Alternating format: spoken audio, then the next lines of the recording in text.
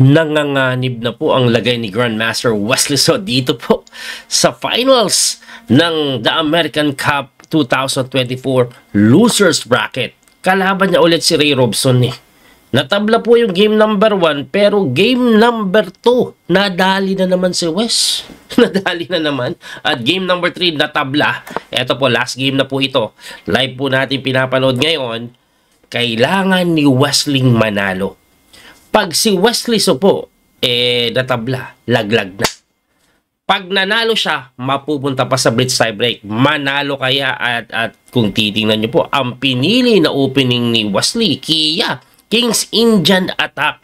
Ito naman pong si Ray Robson. Tingnan nyo, medyo agresibo din yung kanyang approach pero nag G6 eh. So pagka G6, D3, ang Kia usually ganito yan eh. Ayan, ang Queen E1, E5, mga ganyan eh. Pero pag nag-G6, usually kasi pag walang G6, nag-E6, nag-H4. Sa pagkakataong ito, may G6, hindi ko alam kung anong klaseng play. Baka mag-C4. Hindi ko po alam, pero according po sa engine, Knight B dito nga talaga ang kadalasan tinitira. Yung iba, nagna-Knight C3. So, tingnan natin kung anong gagawin ni Wesley.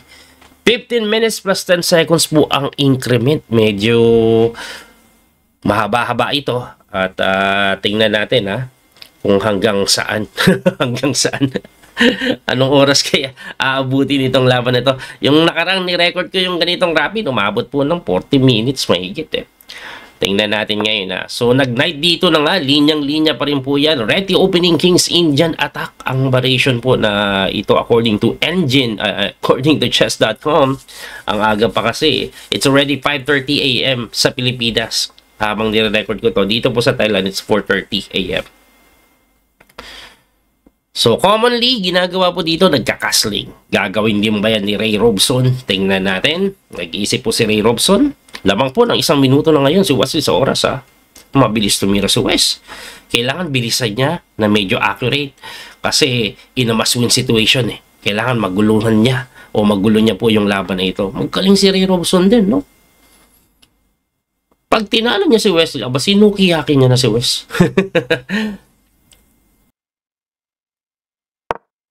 Ayun, tumira din. Tagal tumira ni Ray Robson. Nag-Knight C6 sabay inipor na agad ni Wesley. Mabilisan Ang lamang ni Wesley 2 minuto na. So, kinokontrol lang po yung gitna niyan. Pag tinex po yan, magpupontics yan. Usually, ganun yung ginagawa. Pero hindi naman talaga kinakapture yan. Kadalasan, kinakasling. Pinapabayaan po yung puti na siya yung mag-takes po sa may D5. Aba, hindi makatira si Ray Robson Teka lang papanoonin ko nga sa live feed. Nag-castling, ayun. Yan talaga yung tamang tira dyan According sa engine, after Rook E1, equal lang daw po ito Equal lang ito, pero of course, equal siya na mahirap laruin. As you can see, wala pang napapalit na pyesa Napakarami pang pwede mangyari sa buhay niyan. Sa buhay niyan no? So, linyahan pa rin po ito. E5 po ang kadalasan tinitira. Kasi pagka ganito po, ang plano po ng white dyan, magtutulak yan maaring itulak. So, before pa may tulak, inuunahan na. Para hindi makakuha ng space. At nag-B6. Uy, B6, no? B6 lang. Dito ilalagay siguro yung bishop. Well, pag B6 daw po ang tinira, sini-C3 ng white kadalasan, yung iba kumakapture na So, Wesley So, ano ang gagawin niya? Tingnan natin, no? Magaling din si Ray Robson. Nakapa niya yung magandang setup and still, very equal po yung laban na ito.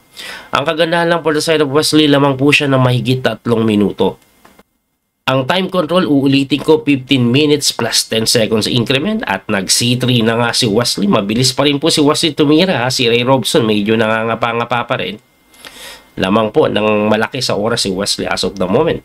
11 minutes versus almost 15 minutes. Ayan One of the idea of C3 is para bigyan ng ng space of queen. Pangalawa, pwede pagkatulak, tulak na magiging solid. May D4 to support D4. So tingnan natin eksakto ang gagawin dito muna ni Robson kasi di pa siya makatira at kung mapapansin nyo, ayun, kinapture na lang.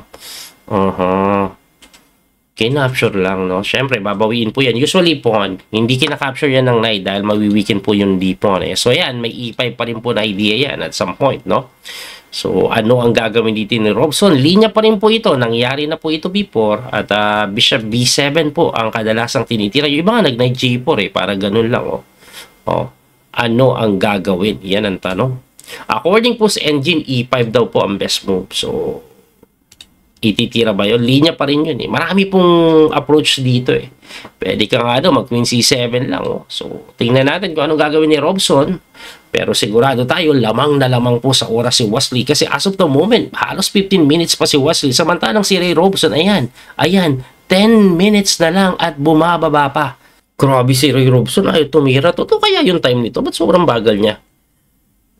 Oh, kasi halos mag-6 na minuto na po ang kalamangan. Tinitingnan lang ni Ray Robson dyan sa yung tamang setup niya, tingin ko eh. According po sa line, sa book line, nangyari na before Bishop B7 lang. I'm not sure what exactly is he thinking. Bakit hindi niya matira yung Bishop B7? Siguro may nakikita siyang something, baka tulak, tapos knight moves away, ganon. I'm not sure, pero hindi pa rin makatira guys eh. At ayun, ba't bumalik yung oras? Nag-knight sa G4, so linyahan pa rin. At napaisip po ng matagal si Robson doon, no? Bakit po siya nag-isip ng matagal? Tingin ko yung E5. Kasi pagka E5, libre yan, pero pagka takes mo, mabubuksan yung bishop, hindi ka makakain. Ngayon, anong meron? Eh, pag nag-E5 ko, knight cannot go back anymore eh. Tapos yung knight magkakasquad dito, tapos pwedeng sipain yung kabayo, mapupunta sa gilid, alanganin. Kaya natagalan si Ray Robson dyan. Wesley, so napapaisip po siya ngayon. Linya pa rin pala yan, E5 po talaga ang tinira. Yung iba nag-knight C4. So, pag ganitong in a must-win situation, ayoko ng knight C4 kasi pwedeng mapalit yung reyna.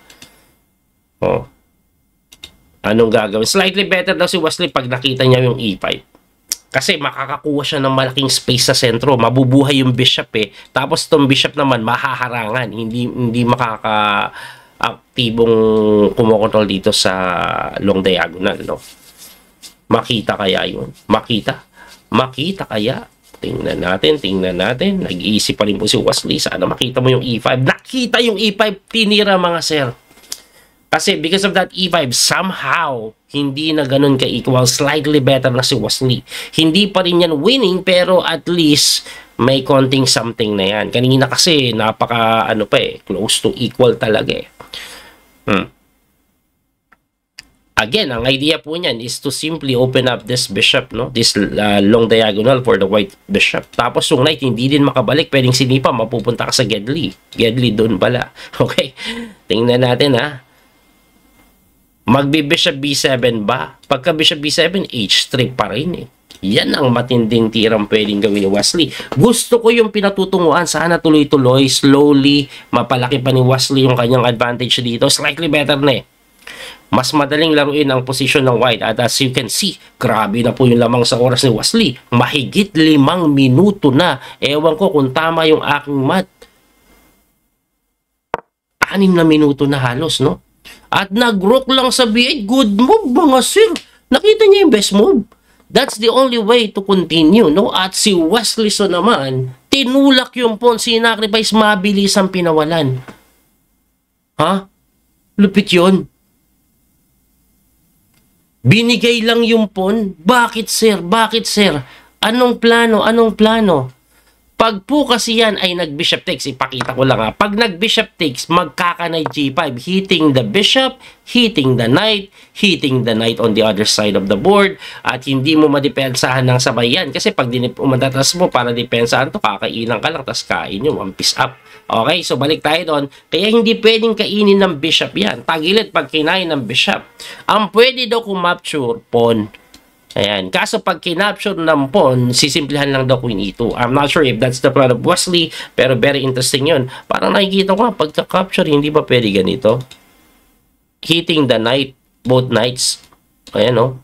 May ganun. In f5, ay, mali daw yan. Bakit? Kasi makakasok pa po yung pyesa ni Wesley, knight g5, at pagka knight g5, may knight f7, sisipain ulit yung bishop, yung kabayo, may ganun pa oh. Grabe! Umokay yung posisyon ni Wesley, at hindi lang posisyon, lamang din po siya sa oras. Exciting ito. Wesley, so, panalo ang kailangan mo, please. Para hindi ka pa umuwi. Buhay ka pa. Pag nakita ang knight g5, naku, matindi. Clearly better for the side of white. Ayan, umangat po yung white bar dyan. Ibig sabihin niya, no? Plus 1.41. Parang 1 point up. Uy, nakita talagang magaling din si Wesley. Just player the guys. Nakita niya. So, major threat niyan, kakainin yung kabayo. Kakainin po yung kabayo eh. Pangalawang threat po niyan, pwedeng gumanon, atakado rin na, tapos later sisipain na ganun. Ewan ko ba, basta maraming pwedeng gawin dyan. Naku po, pagdating sa space, talagang lamang po ang puti dito as of the moment. At hindi na nga makatira itong si Ray Robson, lamang na po ng napakalaki ng lamang, 6 minutes na mahigit. 7 minutes pa nga. Ayan, magsi 7 minutes na. Ewan ko kung tama mat ko. Inaantok na ako eh. Shoutout po sa inyong lahat na nanonood. Welcome po sa ating live streaming. Hindi pala ito live streaming. Recorded lang. Pero live. Hindi makatira si Ray Robson. Sige lang. Ray Robson, keep on thinking. By the way, sa mga hindi nakakalam, Ray Robson po ka-roommate ito ni Wesley during their college days sa Webster University. Kaya close po yung dalawa na yan eh. Close yan eh. Talaga napapaisip si Robson dito ah.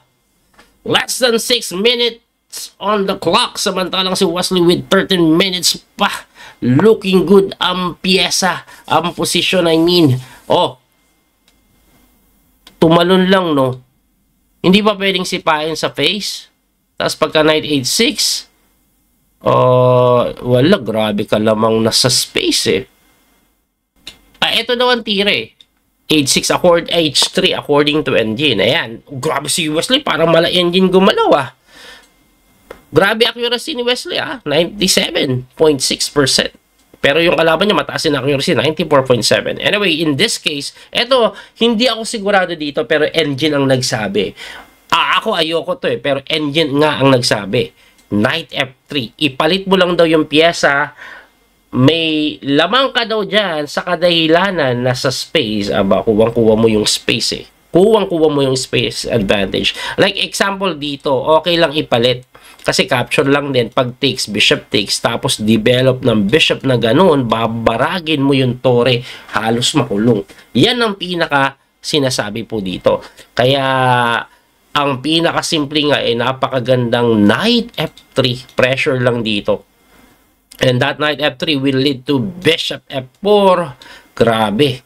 Makita kaya ni Wesley yun? Pag nakita ni Wesley yan, suwabe. Kasi yan daw po yung pinakatira para ma-maintain yung malaking, not malaking advantage, but yung clear advantage. Kasi other move might lead to slightly better na lang for the side of Wesley. Doon lamang pa rin. Like example, Queen A4. Bago ka mag-knight dyan, para hindi lang po sana mapalit yung Reyna. Kaso engine talaga oh. Kasi normally pag nagpipilit, you try to avoid Queen exchange as much as possible eh. Kasi mas malaking drawing chances. Pero sa pagkakataong ito, no, knight lang daw po sa F3. Number 1 engine move, makita kaya ni Wesley. Nag-iisip si Wesley, lamang pa rin po siya ng mahigit 5 minuto. Mahigit 5 minuto. So take your time Wesley, sana makita niya yan, yung mga sharp lines dito. Hindi pa rin tumitira si Wesley. 4.5 minutes ang kalamangan niya po sa oras. Pero positionally, clearly better daw. Knight DF3, ipapalit lang yung kabayo. Goods na. Ayun, nakita ni Wes, oh. Grabe. Tinira. Nawawalaan to ko pag ganyan. Sige lang. Tuloy-tuloy tayo hanggang blitz. Kung may panalo mo to, sana may panalo mo. Para umabot ng blitz tie break, napakasaya nun.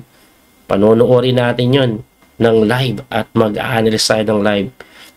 Let's go. Nag-knight sa D3 na kung saan. Grabe ah. Unexpected yun ah. Hindi pinalit, no? Pero alam nyo ba, according sa engine, ang ititira lang daw po ng puti ay Queen E2. Ang ibig sabihin, ibibigay yung tore. Ipakita ko lang, pagka Queen E2, Knight takes E1, tirahan ka lang daw po ng Knight takes E1 din. So, ang susunod na threat, ito na. Pag dinevelop mo yung bishop like ganyan, bishop f4, o yan ang mangyayari. Pag gumalaw ka, libre to. Pag kinapture mo muna, titirahan ka lang ng knight takes g2. Hanip na yan. Di pwede na ito tumakbo. Knight e3. At ito pong sitwasyon na ito, tagilid talaga kasi ang makasunod, ganito po, gaganon, gaganon. Tingnan nyo yung knight, nababoy sa gilid, walang magawa. Grabe ka lamang daw yun. Balik po tayo doon. Ano ang gagawin ni Wesley? Nag-bishop f4 lang. Panganib si Wes Binishop f4 lang. Nasira yung pawn structure niya. Pero, lamang pa rin daw po si Wesley so dito. Kahit nasira yung pawn structure, no?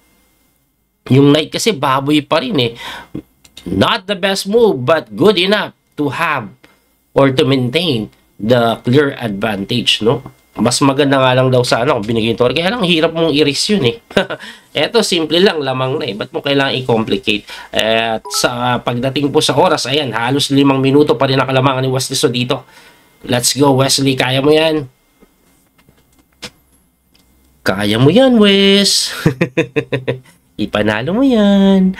Ipanalo mo yan. Sa mga nanonood, again, Wesley in a must-win situation. Ito po yung score nila, 2-3. Bali, 2-3. Ayan po yung score, nasa ilalim po ng name. 2-1 in favor of Robson. Kailangan lang ni Robson ng tabla, panalo na po siya sa match. Pag naitabla ni Wesley, mapupunta pa sila sa tinatawag na blitz tiebreak. Dalawang laban yon, 3 minutes plus 2 seconds increment. Doon tinalo ni Wesley si Fabiano Caruana, kaya nalaglag si Fabi nung semifinals ng losers bracket. Okay? So, nag-iisip dito si Robson, ano ba ang kanyang gagawin? According to engine evaluation, the best move is Queen C7. The point is to put pressure on the F4. Kaso pag gumanong ka, tatalunan ka lang daw. Knight E5. Ayun, ganun na mangyayari. Knight E5 lang. Iisip pa rin si Robson kung ano ang kanyang gagawin. I-endgame niya kaya para mas malaki yung chance. Kaso medyo pit-pit po yung position niya. Pit-pit, ipit, hindi makakilos. No? Grabe yung knight nga talaga sa H6, para alam nyo, para ma-develop yan, kailangan mag-king move. Tapos mag-knight doon. Kaso may ganon. Uy, blunder daw yan, guys. Alam niyo kung bakit? According to engine ito, pero ang hirap unawain. Oo nga, walang magawa Alam niyo kung anong tira? Queen D7 lang daw, sabi ng engine, may pagkasugswang. Pag kinapture mo kasi Queen D7, takes mo, pawn takes, may ganito, may Knight E6, ma-promote na ganon. So pagkatira mo dito, pupunta ka naman doon, kakainin lang yun, isang pawn po ang mahagip, no? Pag hindi mo naman pinansin, ay tinira ni Wesley, pinapakita ko pa lang Pag hindi mo pinansin, magrurok na ganon, naku po, talagang mananalasa, napaka-sharp naman ni Wesley. Talagang in a must-win situation para sa ka maging sharp. Hindi ka na pwedeng Panasonic dyan. Ang ganda ng tinira ni Wesley na yan. At sinasabi na nga, clearly, meron na pong clear advantage si Wesley. Ayan, namuti na yung bar Pati sa oras, lamang pa. 6 minutes na ulit yung kalamangan niya. Hanip to. Lain mo, 5 ng madaling araw, hindi ako inaantok. Kinapture yung kabayo. Okay, syempre babawiin yan. Ang tanong, ano pang babawi mo? Bishop ba o kabayo? Kahit ano pwede. Kahit ano, basta ikaw, walang problema. Kahit ano, ibibigay. Napakanta ako dun Anyway, Wesley obviously babawiin niya yan. Babawiin niya yan, for sure. Kinapture niya lang ng bishop. Okay. Lamang pa rin po si Wesley sa oras. Lamang din sa posisyon. Yan ang kailangan mo, Wes. Let's go! Sana naman wag nang bumigay. Sana naman wag nang bumigay. Baka bumigay pa Wag kang bibigay. Wag kang bibigay no? Wag kang bibigay bigla. Baka bumigay Minsan kasi kahit winning na si Wesley, biglang na-aksidente. Pero in this case, mahaba oras niya So I doubt na ma-aksidente siya basta-basta dito. Pero mahirap magsalita ng tapos. Let's go, Wesley, ipanalo mo. Hindi makatira. Uy, inatake lang at ayan na po, pumwesto na yung tore. Obviously, yung pass po na yan, matindi. Hindi po kasi pwedeng kainin yung kabayo. Kala mo, napakaganda na eh. Pagka Pontex, saan pupunta to? Saan pupunta? Walang pupuntahan. Ang matindi nga, ang tulad na sinasabi ko kanina, para magamit ito, king move, knight doon. Kaso every time the knight moves away, may knight f7 susok pa.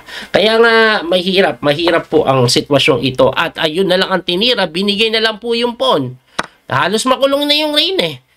Oh, kasi yan na talaga yung gagawin yan eh. Kinain na lang, wastuso, clear na to, panalo na to kasi one pawn up advantage na.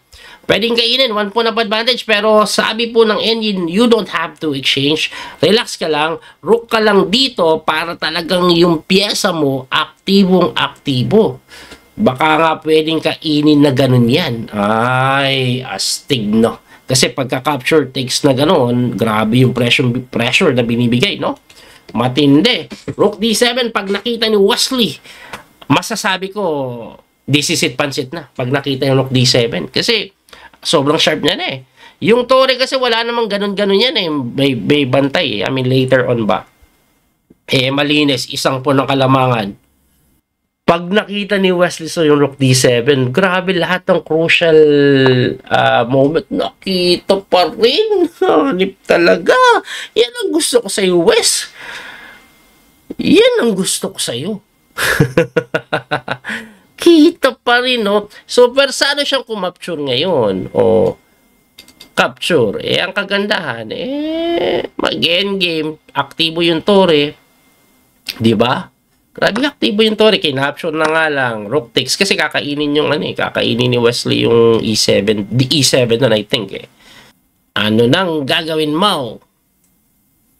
Clearly better for the side of Wesley So. Ay, tinulak lang. Pero isi-C4 lang daw po yan.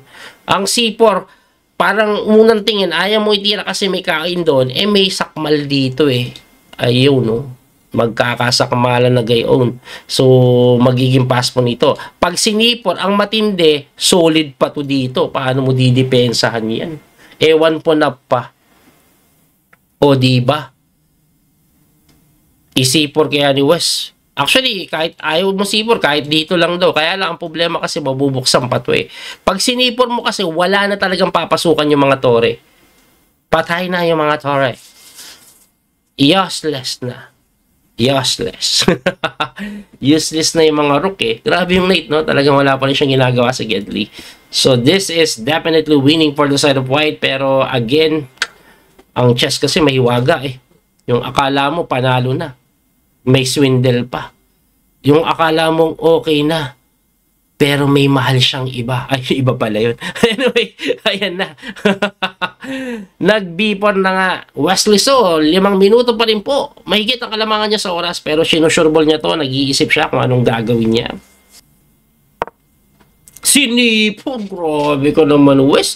Lahat na lang ng best move, tinitira mo. May bahon atang engine itong si Wesley. Lahat ng crucial move, engine, grabe, tinulak lang. Lahat yan, engine move, mga sheer. Engine move lahat. Kasi binigay lang to eh. Oh. Kaso kakainin niya lang. Alam nyo kasi matindi, 2 passpon. Etong passpon na to, napakatindi niyan. Yung gagraduatean niyan, binabantayan na ng bishop. Eto naman, pwedeng harangan ng ganun. Tapos tuloy-tuloy ang tulak. May another pang pwedeng magtutulak dito. Pakinggan pag nagtutulak ka. Ng pawn. Push pawn, not drugs.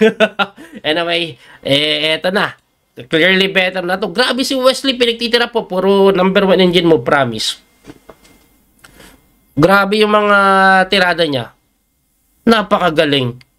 Lumabas yung pagiging halimaw niya dito kasi in a must-win situation uuwi ka pag natalo natabla to or natalo ka. So eto na nga, umu-okay ang kanyang mga tirada dito, guys. Shoutout po sa inyong lahat na nanonood.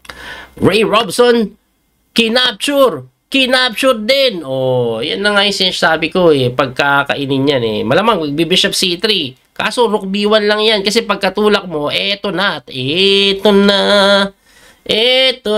ang aking mga pun. Ganun yung gagawin ni Wesley so dyan. Bumalik lang. Inaatake yung Torre. Of course, gagalaw yan. Gaganon. And every time natutulak ka dito, haharangan na ganon. Ayun. Gayon lang. Kasi itong pun, kahit ganunin mo, pwedeng depensahan. Tapos ito nga, yung graduatean niya, tamang square na. Kaya nga po namumuti na plus 5 na po ang puti. At ang kagandahan dito, lamang pa sa oras si Wesley. So, hindi ka masyadong kakabahan dahil lamang ka sa oras. Ang best move according to engine is this. Even rook d7 is okay. Even rook a7 pa nga, masyadong delayed na yun. Pero, goods pa rin daw. By the way, once the rook move, may knight takes, may threat pa na ganun. May ganun threat pa. May ganun. Yes, may ganun. May mga ganito yung ating idea ata. Tulak check, ang daming pwedeng gawin ni Wesley. So dito, napakaraming play, napakaraming pwedeng planuhin, no? Tinulak. Rook b1 lang. Relax ka lang. Hanggang dyan ka lang. Huwag kang gagalaw. Pag nag-rook dito, kakainin lang ata ito, sir. Kasi pagka takes mo ganun, may knight takes, tapos ganun lang, malilimas na, tapos pwede na kainin nyo, tapos tulak. Naku po, dami kong araw, pati ako naguluhan. Pero hindi ako naguguluhan ng sinasabi ko, pag sinabi kong winning na yan. Knight takes 8-7 na nga. Pero according to engine, hindi mo na kailangan yan. Rush, rush, rush. Madaliin mo daw. Rush, rush, Kasi pag kinain niya, lalapit pa yung pawn for promotion Once he attack that pawn, pwede mong depensa na gano'n Tapos tulak, tulak, tulak. And as you can see, look at this knight. Yung knight, ayan, grabe si Wesley. Number 1 engine move mga pinapawalan. Yung tingnan niyo yung knight walang magawa yung knight sa Gedli. Kaya nga, sabi nila, knight on the rim is dim. Black pa siya, kaya talagang magdidim siya. Anyway, ayan na po, tinulak na po ni Wesley yung pawn. Less than 20 seconds na lang si Ray Robson. This is it, pansit na ba? This is it, pansit na ba? This is it, pansit na ba? Na ba, na ba, na ba, na ba? I think this is it, pansit na, guys. This is it, pansit na. Pumasok pa. Puma-counter pa. Gusto pang makagoyo. Pero sisimplihan lang ni Wesley ng check yan. Saan ka na pupunta? Where are you going, Chuchuchudora? Kasi ito po yung plano niyan Yan yung plano niyan. Pero saan pupunta? Nag-king move lang. Lock 2. Pag gumanire, kahit po ata tikman na 2. Dahil pag kinapture mo, promote E2. Wala na. Ayan ang grabe si Wesley. Ito kasi threat niyan Kaso kakaunin lang. Dahil pagkakaon doon, lock to Basilay, promote, at halos mamati na yan. Shoutout po sa mga nanonood. Mukhang Wesley so makakaganti. Magre-resign na yan. Magre-resign na yan.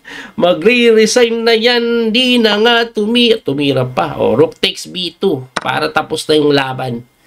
Excellent, brilliancy award pa ang binigay sa Rook takes B2 kasi nga magpro-promote ganun. Okay, isang pyesa maliwanag pa sa sekat ng araw pagka-promote niyan.